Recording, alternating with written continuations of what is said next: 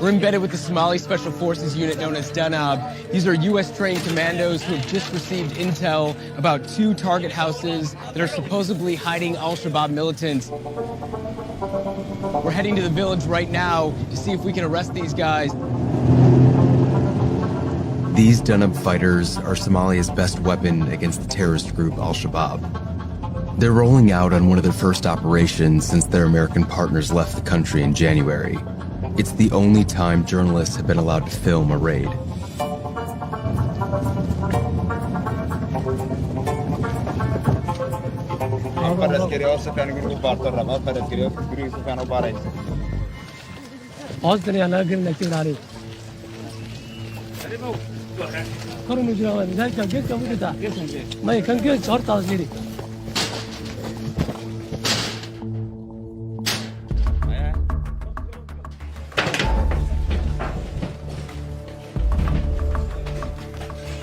One house they checked was empty, so they moved on to the next.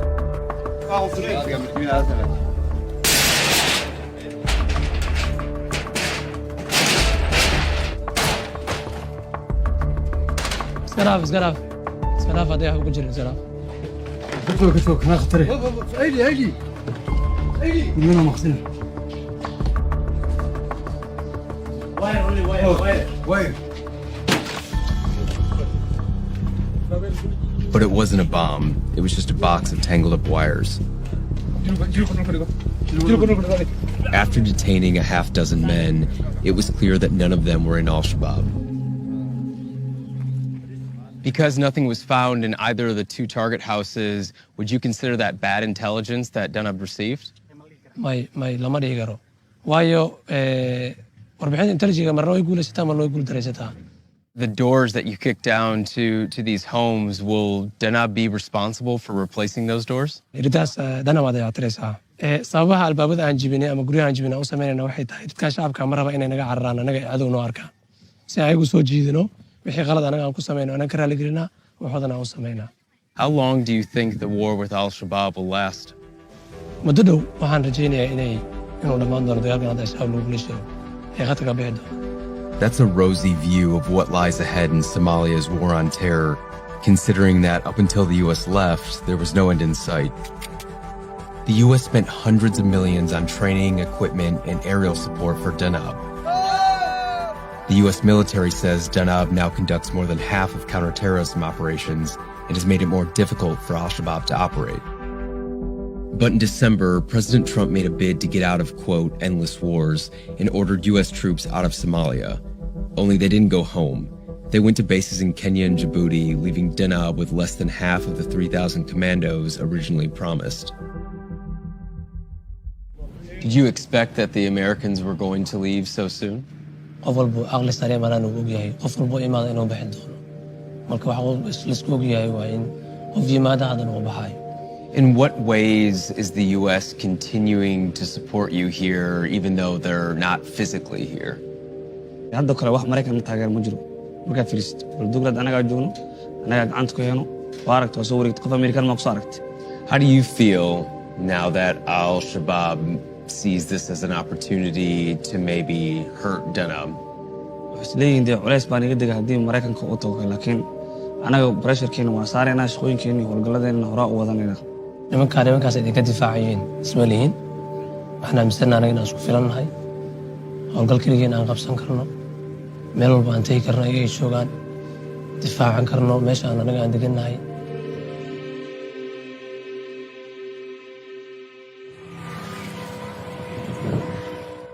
Over the past 14 years, al-Shabaab's campaign of violence has killed thousands throughout the Horn of Africa, including U.S. soldiers on one military base that just became home to many of the troops who just left the country.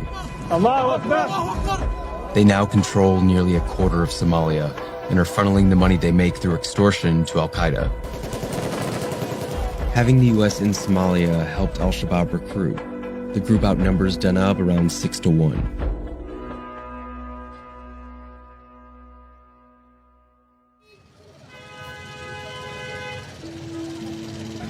We're here in an undisclosed location in Mogadishu, and we're about to meet up with a guy who says he was a former Al-Shabaab intelligence officer, and we're hoping to find out how Al-Shabaab received the news that U.S. troops have withdrawn from the country. Vice News couldn't confirm this man's former rank in the group, but we do know he is still in communication with its members.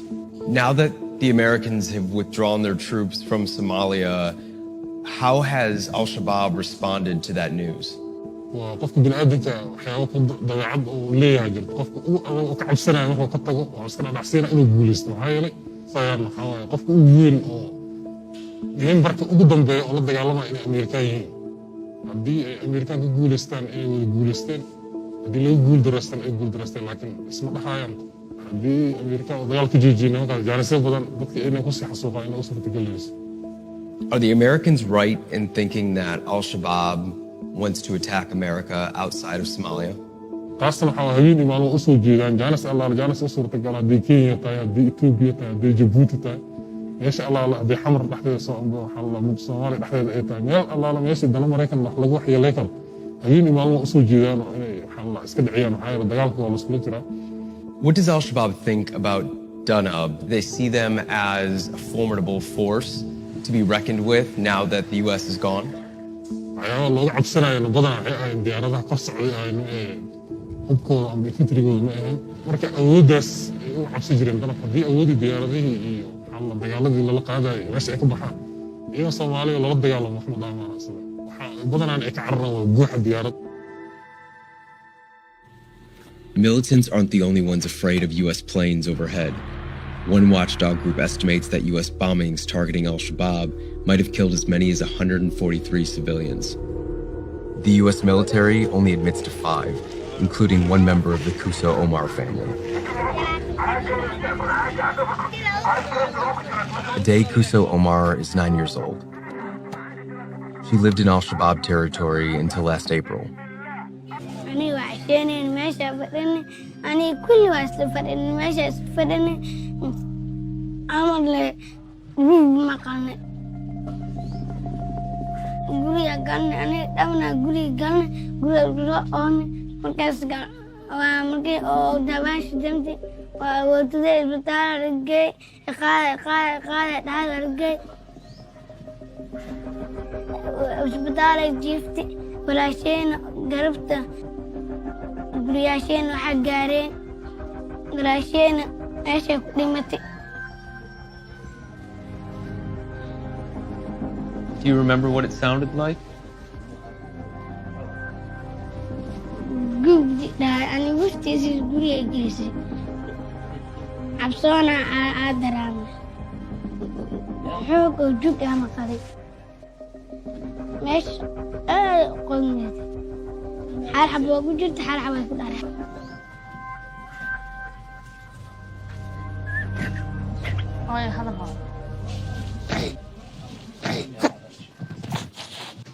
I'm so sorry, Ade. I'm so sorry.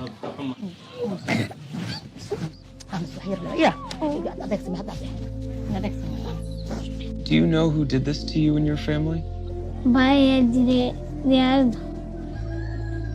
Do you know who was flying the plane? So, Ade, who do you blame for what happened to your sister?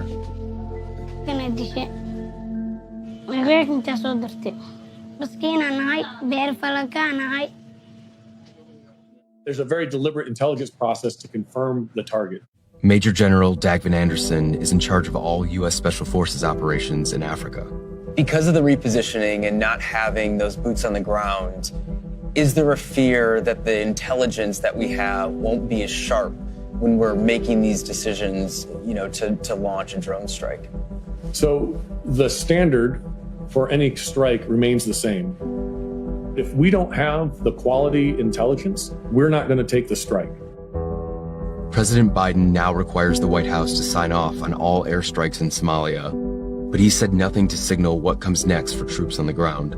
If Biden decided to reverse the decision and send troops back into Somalia, how difficult would that be? We haven't done that assessment. Is it possible? Of course it's possible. My job is to make sure that there are options available for our decision makers, for our policy makers to have. Was there ever a need to be in Somalia to begin with? I would say yes, it's important that the international community be engaged in Somalia. Al-Shabaab's a threat to the international community, it's a threat to the United States. It is, just to be clear, it is part of Al-Qaeda. And Al-Qaeda has already proven the will and the ability to attack the West and the United States.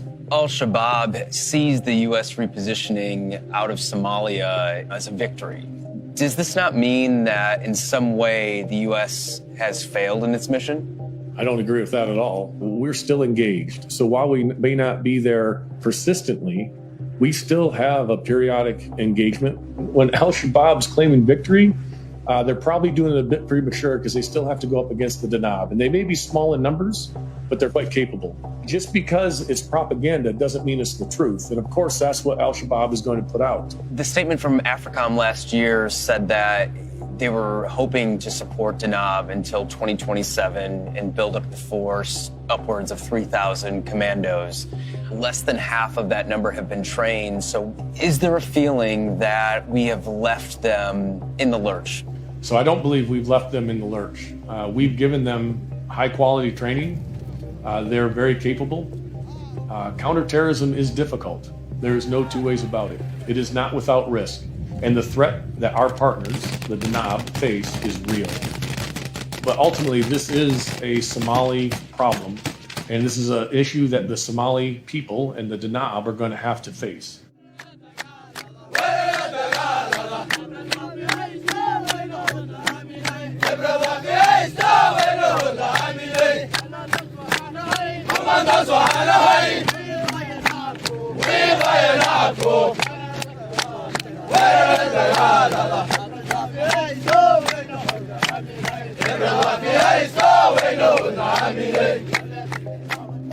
naga ma joojinayso waayo horaan usii soconayna waxaa ognahay in la wada dhimanayo shaqadan lagu jiray ciidanka laakiin waxaa ka muhiimsan targetka aan leenahay waa in al-shabaab waddankan laga saaro dadka anaga naga dambeeyaan ay ku noolaadaan nolol fiican oo high. Do you even want the Americans to come back? soo wada laabto waa la shaqaynayna awalba waa la shaqaynayna marekanka taas oo naga weyn waaye dowladdeena iyo taalamidaas la gaara in kale lama oga adoon gaarin haddii ay wax walba dhici karo wax walba imaan kara marka haddii ay gaari waayeen kulay ayaga xaggooda way anaga ma aha.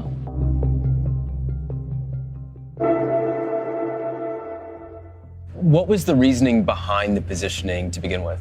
So that was a decision that was made at the senior levels of government. So I can't really speak to what decision. We executed the decision. I was not part of the discussions that went into that decision. Did they give you a reason why you needed to find a way to reposition the troops? This was part of the global reposturing effort. There were several efforts that went on when we repositioned in Iraq and Afghanistan. So it was combined with that overall effort. What do you think we've lost by not having troops on the ground in Somalia anymore? I think that when you say what have we lost that day-to-day close relationship and touch point, but it doesn't mean that the relationship is lost. It just means we have to work harder for it and that we have to stay engaged and we have to be deliberate about how we engage. AFRICOM has verified and confirmed that civilians have been killed because of U.S. drone strikes. We were able to meet with a young 10-year-old girl who was part of a family that was hit by one of the drone strikes. Her sister is still suffering complications from that attack, and she still has surgeries that she needs to go through. Shouldn't her family be compensated for the suffering that they've had to endure? First of all, yeah, it is heartbreaking. It is. Anytime you're in a war zone, anytime there is civilian casualties due to conflict, it's heartbreaking and it's very frustrating. It's frustrating as a commander and as a father. When we do these strikes, there's a very deliberate intelligence process to confirm the target. And what I can say to that is we can't claim perfection, but we do hold ourselves accountable. And we do that very deliberately. And we do that with a very methodical process so that we do improve and we do hold ourselves to a high standard. I think we do that better than any other nation. And I know for a fact we do it better than any terrorist organization. And that Al-Shabaab is unaccountable for the thousands of civilian casualties that they've inflicted, well over 4,000 since 2010. But for Day's family, when the U.S. makes a grave mistake like that and they confirm it and they admit it, you know, does that family see any compensation? And that's a policy decision, and that's something I would recommend you take up with higher level policymakers and Department of State for that level of decision.